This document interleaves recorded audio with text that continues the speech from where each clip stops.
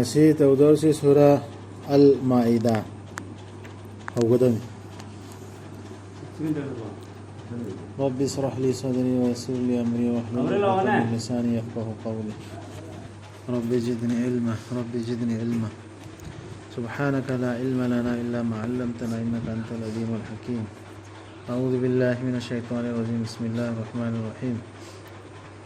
يا أيها الذين آمنوا أوفوا بالعقود أحلت لكم بهيمة الأنعام إلا ما يتلى عليكم غير محل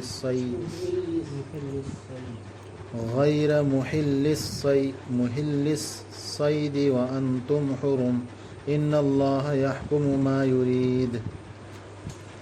أوتهاجبسين Karar pumnamak mapung phana pangthoko hai khiba wadu nachin thijin da tawdabina mapung phana pangthokada aga daher ka dor dugin maru aina chaba ya hanbirabani nakhoida yumda yokpa sajik chaba sasing nakhoida thi thakriba singdu nattana thi thakriba si yadena haibdu nattana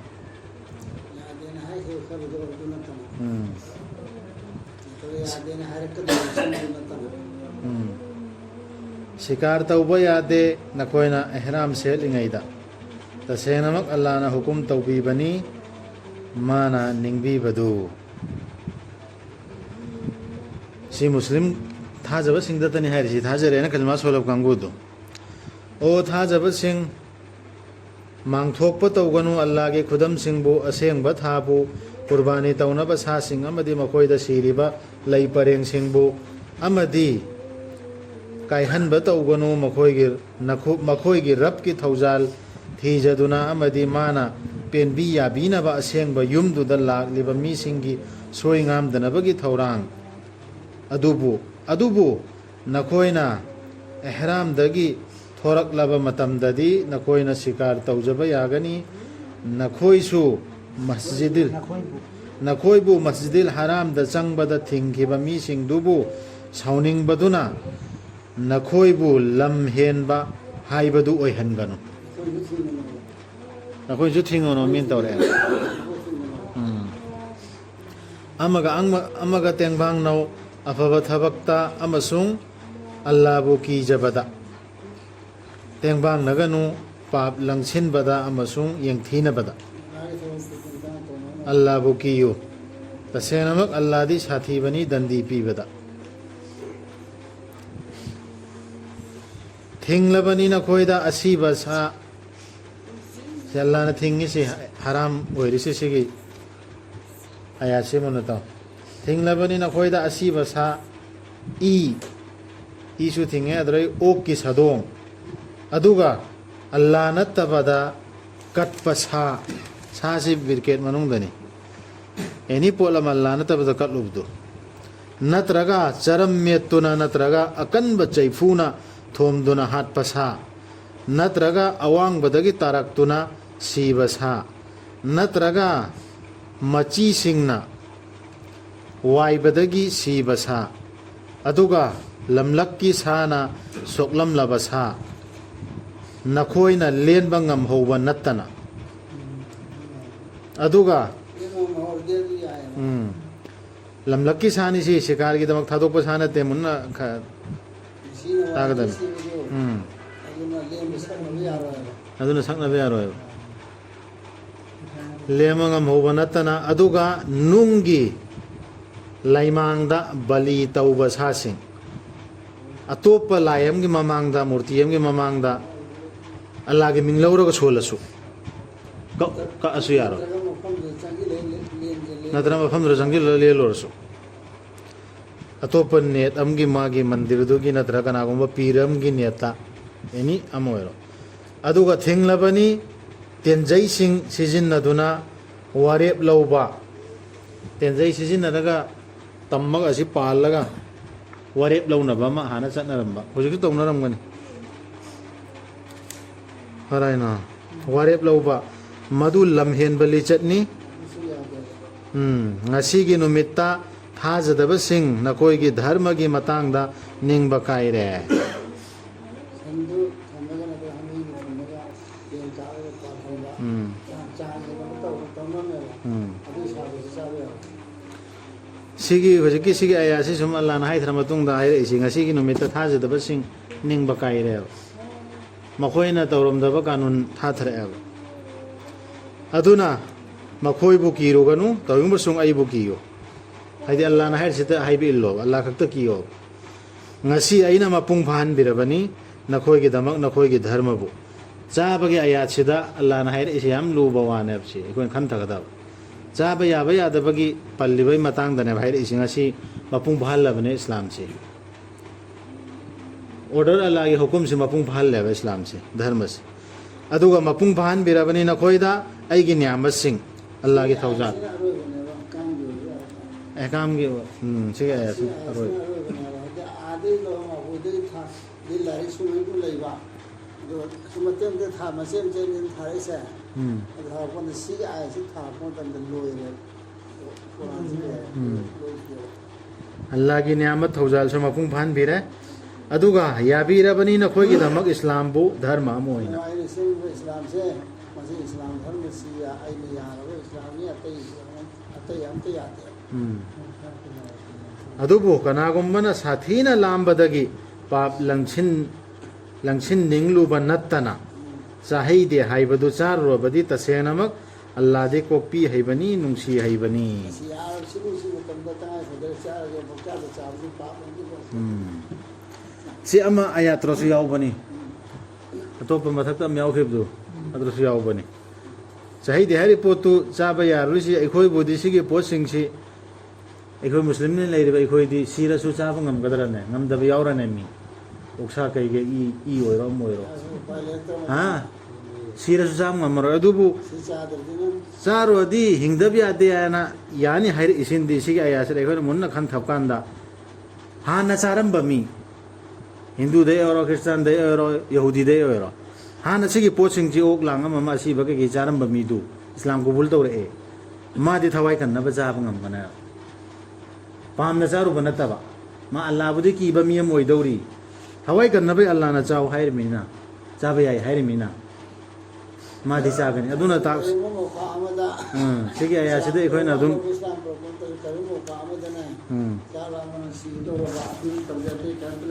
ꯅꯠꯇ꯭ꯔꯒ ꯃꯤꯅ ꯅꯪ ꯁꯤ ꯆꯥꯗ꯭ꯔꯗꯤ ꯍꯥꯠꯂꯅꯤ ꯍꯥꯏꯕ ꯑꯗꯨ ꯊꯋꯥꯏ ꯀꯟꯅꯕꯒꯤꯗꯃꯛꯇ ꯆꯥꯕ ꯌꯥꯏ ꯑꯗꯨꯁꯨ ꯆꯥꯕ ꯌꯥꯏ ꯄꯪꯆꯥꯗ ꯆꯥꯁꯤꯟꯕ ꯀꯧꯋꯦ ꯑꯗꯨꯗꯤ ꯌꯥꯔꯣꯏ ꯊꯋꯥꯏ ꯀꯟꯅꯕ ꯁꯤꯒꯤ ꯑꯌꯥꯁꯤꯗꯩꯁꯨ ꯑꯗꯨꯝ ꯑꯩꯈꯣꯏ ꯈꯪꯉꯦꯕ ꯁꯤ ꯆꯥꯕ ꯌꯥꯕ ꯌꯥꯗꯕꯒꯤ ꯑꯜꯂꯥꯍꯅ ꯍꯔꯥꯝ ꯑꯣꯏꯍꯜꯂꯛꯏꯕ ꯄꯣꯠ ꯅꯠꯇ꯭ꯔꯒ ꯍꯂꯥꯜ ꯑꯣꯏꯍꯜꯂꯛꯏꯕ ꯄꯣꯠꯁꯤ ꯌꯨꯅꯤꯚꯔꯁꯦꯜ ꯑꯣꯏꯅ ꯑꯩꯈꯣꯏꯒꯤ ꯗꯨꯅꯤꯌꯥꯗ ꯂꯩꯔꯤꯕ ꯏꯟꯁꯥꯟ ꯃꯤ ꯄꯨꯝꯕꯒꯤꯅꯦ ꯑꯩꯈꯣꯏꯒꯤ ꯍꯦꯛꯇ ꯃꯅꯤꯄꯨꯔꯒꯤ ꯃꯨꯐꯇꯤꯁꯤꯡꯒꯤꯇ ꯅꯠꯇꯦ ꯅꯠꯇ꯭ꯔꯒ ꯏꯟꯗꯤꯌꯥꯒꯤ ꯄꯤꯔꯁꯤꯡꯒꯤꯇ ꯅꯠꯇꯦꯕ ꯁꯤꯅ ꯍꯔꯥꯝꯅꯤ ꯁꯤꯅ ꯍꯂꯥꯜꯅꯤ ꯃꯈꯣꯏꯅ ꯁꯦꯝꯕꯒꯤ ꯑꯥꯔꯊ ꯂꯩꯇꯦꯕ ꯑꯜꯂꯥꯍꯅ ꯍꯧꯖꯤꯛ ꯆꯥꯕ ꯆꯥꯝ ꯃꯈꯣꯏ ꯂꯣꯏꯅ ꯌꯥꯅꯤ ꯁꯤꯗ ꯏꯔꯣꯏ ꯀꯅꯥꯅ ꯍꯂꯥꯜ ꯇꯧꯈ꯭ꯔꯤꯃꯣꯅ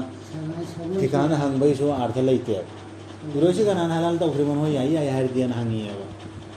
ꯑꯗꯨꯗ ꯏꯃꯥꯝ ꯑꯕꯨ ꯍꯅꯤꯐꯥꯅ ꯇꯧꯔꯤꯃꯦꯅ ꯍꯥꯏꯔꯦ ꯑꯗꯨꯗꯤ ꯃꯥꯗꯤ ꯀꯥꯐꯤꯔ ꯇꯥꯔꯦꯅ ꯍꯥꯏꯁꯨ ꯌꯥꯎꯏ ꯍꯥꯏꯗꯤ ꯑꯜꯂꯥꯍꯅ ꯍꯥꯏꯔꯛꯇꯕ ꯄꯣꯠ ꯑꯃ ꯃꯥꯅ ꯀꯃꯥꯏꯅ ꯇꯧꯔꯤꯃꯣ ꯍꯥꯏꯗꯤ ꯁꯨꯝ ꯌꯦꯠꯅꯕꯗ ꯆꯤꯟ ꯉꯝꯕꯤ ꯇꯥꯟꯅꯕꯗ ꯑꯐꯪꯕ ꯀꯥꯡꯕꯨꯅ ꯀꯨꯔꯥꯟꯗꯁꯨ ꯍꯗꯤꯁꯇꯁꯨ ꯌꯥꯎꯗꯦ ꯏꯔꯣꯏꯁꯤ ꯀꯅꯥꯅ ꯍꯂꯥꯜ ꯇꯧꯔꯤꯃꯣꯅ ꯍꯪꯉꯤ ꯏꯃꯥꯝ ꯁꯥꯕꯅ ꯇꯧꯔꯝꯃꯤꯃꯦꯅ ꯍꯥꯏꯌꯦꯕ ꯑꯗꯨꯗ ꯈꯨꯝꯅꯕꯤ ꯆꯤꯟ ꯉꯝꯅꯕꯒꯤ ꯑꯗꯨꯗꯤ ꯃꯥꯗꯤ ꯑꯣꯟꯊꯩ ꯆꯠꯈ꯭ꯔꯦꯅ ꯂꯥꯟ ꯇꯧꯔꯛꯇ ꯄꯣꯠꯅ ꯃꯥꯅ ꯇꯧꯔꯝꯃꯤꯅ ꯑꯗꯨꯃꯥꯏꯅ ꯈꯨꯝꯅꯕꯤ ꯉꯝꯕꯤ ꯇꯥꯟꯅꯕꯤꯒꯤ ꯑꯗꯨꯅ ꯑꯜꯂꯥꯍꯅ ꯍꯥꯏꯔꯤꯁꯤꯗ ꯑꯩꯈꯣই ꯏꯟꯒꯗꯕꯅꯤ ꯌꯥꯝꯅ ꯀꯣꯛꯇꯣ ꯁꯥꯡꯅ ꯊꯥꯊꯔꯣꯏꯗꯕꯅꯤ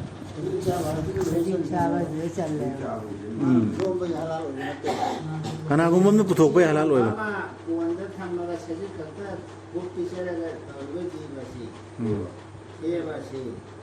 halal alana oire harvest kuma hanre chara leidamina wakan chesinga moebu bujabo adubu kanagumba amna charamme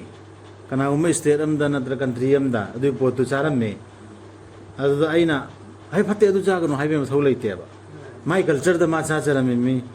allah allah na thingba pot natte adu maina ekhoi islam da heta ekhoina ekhoi gi dai tam hapchin basi mi gi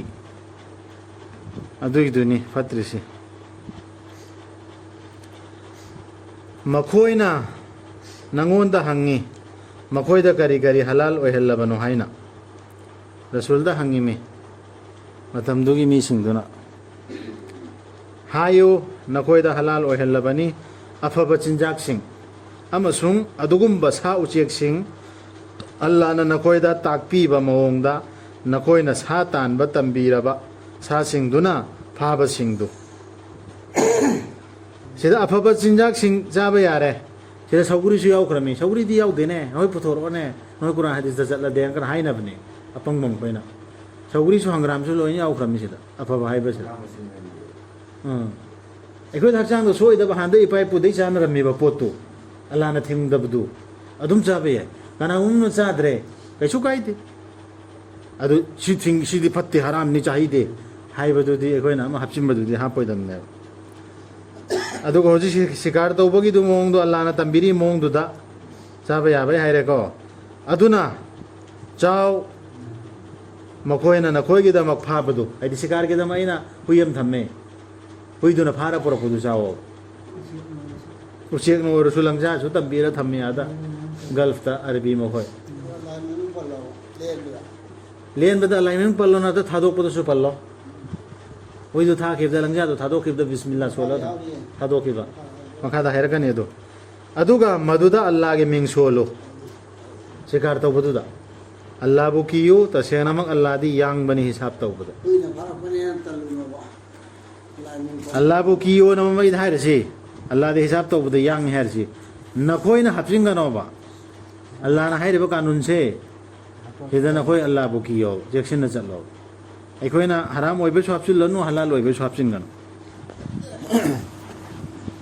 ꯉꯁꯤꯒꯤ ꯅꯨꯃꯤꯠ ꯑꯁꯤꯗ ꯅꯈꯣꯏꯗ ꯆꯥꯕ ꯌꯥꯍꯜꯂꯕꯅꯤ ꯑꯐꯕ ꯆꯤꯟꯖꯥꯛ ꯈꯨꯗꯤꯡꯃꯛ ꯑꯃꯁꯨꯡ ꯂꯥꯏꯔꯤꯛ ꯐꯪꯈ꯭ꯔꯕ ꯃꯤꯁꯤꯡꯒꯤ ꯆꯤꯟꯖꯥꯛ ꯑꯍꯂꯦ ꯀꯤꯇꯥꯕ ꯌꯍꯨꯗꯤ ꯏꯁꯥꯏꯒꯤ ꯆꯤꯟꯖꯥꯛꯁꯨ ꯃꯈꯣꯏ ꯆꯤꯟꯖꯥꯛꯁꯨ ꯆꯥꯕ ꯌꯥꯏ ꯑꯗꯨꯁꯨ ꯅꯈꯣꯏꯗ ꯆꯥꯕ ꯌꯥꯍꯜꯂꯕꯅꯤ ꯑꯗꯨꯒ ꯂꯥꯏꯔꯤꯛꯁꯤꯗ ꯑꯍꯂꯦ ꯀꯤꯇꯥꯕꯇ ꯅꯠꯇꯦ ꯂꯥꯏꯔꯤꯛ ꯐꯪꯕ ꯑꯍꯂꯦ ꯀꯨꯔꯥꯟ ꯀꯥꯡꯕꯨꯗꯩꯁꯨ ꯃꯌꯥꯝ ꯑꯃ ꯐꯤꯔꯀꯥ ꯈꯥꯏꯗꯣꯛꯑꯒ ꯂꯩꯈ꯭ꯔꯦ लेखरसु अहले किताब ने होइसु कुरान दो अल्लाह की लाइक ने था जाय अब कलमासु सोल लिया अमगा चाना भी आई सिदा चाना भी यादेन थिंगी से अहले किताब की ओइरसु होय मान लेम बसा रो नुंग थिंगनरी से खंग दब दैनी खंग दब दगी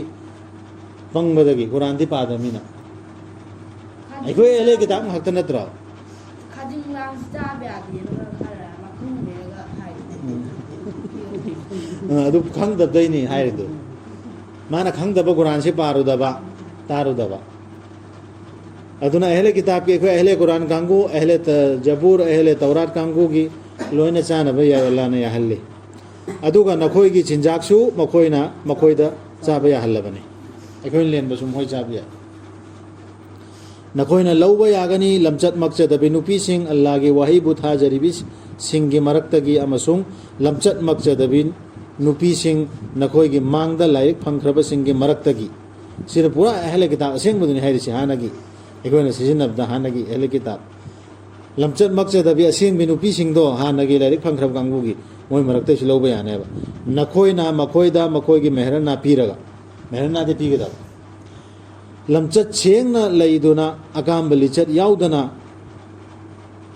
मरुम्बी थंब तौदना हाइदि लो न कोइना बि दु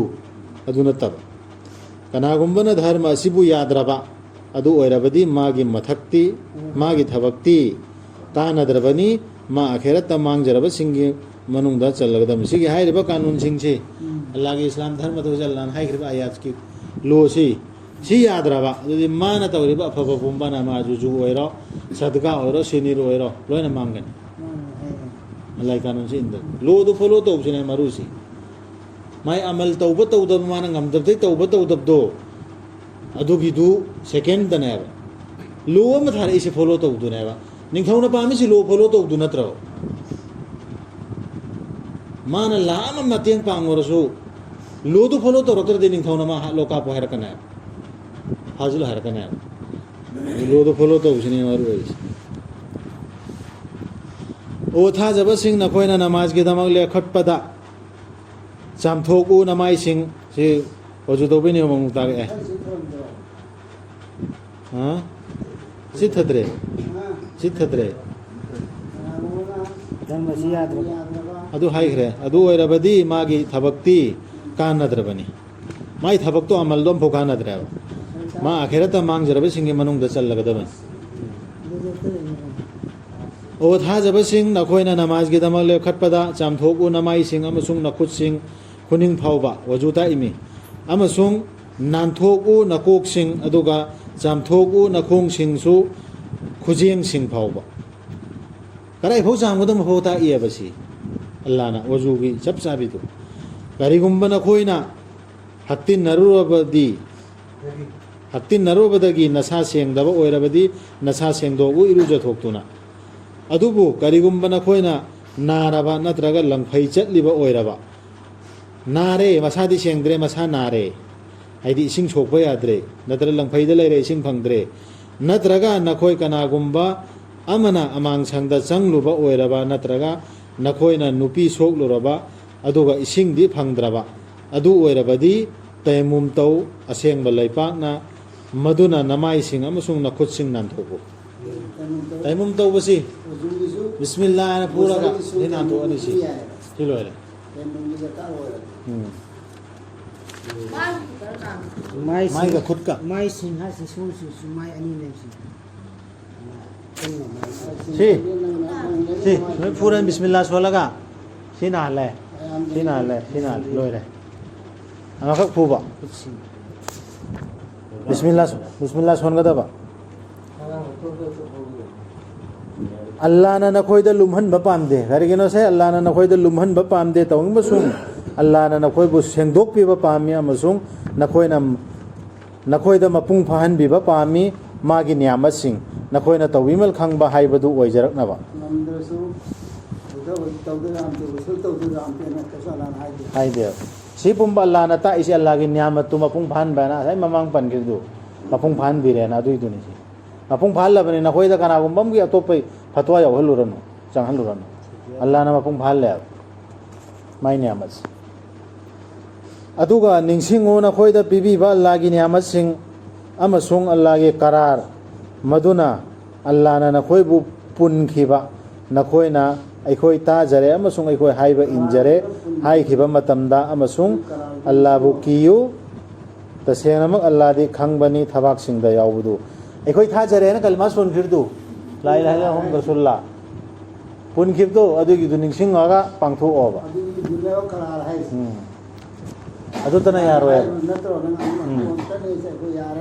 ꯍꯥꯏꯔꯤꯅꯤ ꯑꯗꯨꯒꯤ ꯀꯔꯥꯔꯗꯨ ꯉꯥꯛꯑꯣꯕ ꯑꯗꯨꯒꯤ ꯀꯔꯥꯔꯗꯨ ꯆꯠꯅꯔꯣꯏꯗꯧꯔꯃꯤ ꯍꯥꯏꯕ ꯏꯜꯂꯛꯇ꯭ꯔꯗꯤ ꯑꯗꯨ ꯉꯥꯛꯑꯣꯕ ꯑꯗꯨ ꯉꯥꯛꯀꯗꯧꯔꯁꯤ ꯍꯥꯏꯔꯤꯕꯁꯤꯡꯁꯤ ꯏꯜꯂꯕ ꯀꯥꯟꯗꯅꯦꯕ ꯑꯣ ꯊꯥꯖꯕꯁꯤꯡ ꯑꯣꯏꯌꯨ ꯑꯜꯂꯥꯍꯒꯤꯗꯃꯛ ꯆꯣꯡꯊꯣꯛꯇꯨꯅ ꯂꯦꯞꯄ ꯁꯥꯈꯤꯁꯤꯡ ꯑꯆꯨꯝꯕ ꯋꯥꯌꯦꯜꯒ ꯂꯣꯏꯅꯅ ꯅꯈꯣꯏꯕꯨ ꯍꯥꯏꯗꯣꯛꯍꯟꯒꯅꯨ ꯃꯤꯁꯤꯡꯕꯨ ꯇꯨꯀꯠꯆꯕꯅ ꯋꯥꯌꯦꯜ ꯆꯨꯝꯕꯗꯒꯤ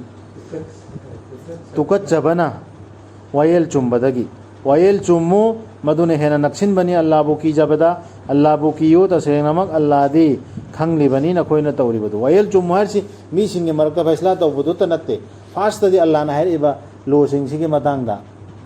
ꯑꯜꯂꯥꯍꯅ ꯍꯥꯏꯔꯤꯌꯦ ꯁꯤꯗ ꯍꯥꯏꯔꯤꯌꯦ ꯑꯩ ꯂꯣꯠꯁꯤꯟꯗꯕ ꯈꯪꯅ ꯂꯣꯠꯁꯤꯟꯗꯕ ꯍꯥꯏꯔꯝꯕ ꯄꯟꯐꯝ ꯑꯣꯏꯔꯝꯃꯣꯏꯕ ꯑꯦꯅꯤ ꯊꯧꯗꯣꯛ ꯑꯃꯗ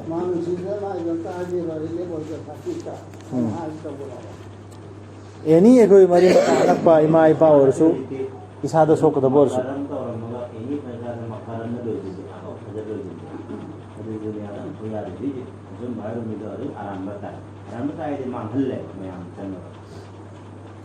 ꯃꯥꯡꯉꯁꯨ ꯃꯥꯡꯗ꯭ꯔꯁꯨ ꯑꯜꯂꯥꯍ ꯈꯛꯇ ꯊꯥꯖ ꯊꯝꯃꯒ ꯍꯥꯏꯔꯝꯒꯗꯕꯅꯤ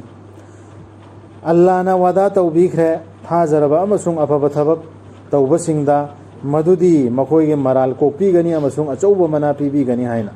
ꯁꯤ ꯑꯜꯂꯥꯍꯒꯤ ꯋꯥꯗꯥꯅꯦ ꯋꯥꯌꯦꯜ ꯆꯨꯝꯅ ꯂꯦꯞꯄ ꯃꯤꯁꯤꯡꯗꯣ ꯑꯜꯂꯥꯍꯒꯤ ꯑꯌꯥꯁꯤꯒꯤ ꯃꯇꯥꯡꯗ ꯑꯗꯨꯒꯤꯁꯤꯡꯗꯣ ꯑꯆꯧꯕ ꯃꯅꯥ ꯑꯗꯨꯗꯒꯤ ꯃꯥꯒꯤ ꯒꯨꯅꯥꯁꯨ ꯀꯣꯛꯄꯤꯒꯅꯤ ꯑꯗꯨꯒ ꯊꯥꯖꯗꯕ ꯑꯃꯁꯨꯡ ꯑꯩꯈꯣꯏꯒꯤ ꯑꯌꯥꯁꯤꯡꯕꯨ ꯌꯥꯗꯕꯁꯤꯡꯗꯨꯗꯤ ꯖꯍꯟꯅꯝꯒꯤ ꯃꯩꯀꯣꯜꯗꯨꯗ ꯂꯩꯒꯗꯕꯁꯤꯡꯅꯤ ꯃꯥꯅ ꯂꯥꯛ ꯑꯃ ꯀꯜꯃꯥ ꯁꯣꯜꯂꯔꯁꯨ ꯑꯜꯂꯥꯍꯒꯤ ꯑꯌꯥꯁꯤꯒꯤ ꯃꯇꯨꯡ ꯏꯟꯅ ꯐꯣꯂꯣ ꯇꯧꯗ꯭ꯔꯕ ꯁꯨꯕꯖꯥ ꯌꯥꯔꯔꯣꯏ ꯀꯨꯔꯥꯟꯒꯤ ꯃꯇꯨꯡ ꯏꯟꯅ ꯑꯜꯂꯥꯍꯒꯤ ꯑꯌꯥꯁꯤ ꯊꯥꯖꯗꯕ ꯍꯥꯏꯁꯦ ꯑꯗꯨꯅꯤ ओ थाजबसिंग असai हौरखिरदु थाजबसिंग नत्रो हौरके मकोकतु ओ थाजबसिंग निंसिंगो नखोइदा पीबीबा अल्लाह की नियामतसिंगदु मियोय खरना नखोइदा मखुत तिंथोरके तौरकपदा अल्लाह ना मखोइगी मखुतसिंगदु नखोइदगी फाखिबदु अदुना अल्लाह बु कियो अल्लाह दा थाजब थंबा ओइसनु थाजबसिंगना सदकल्लाहुल अजीज यानी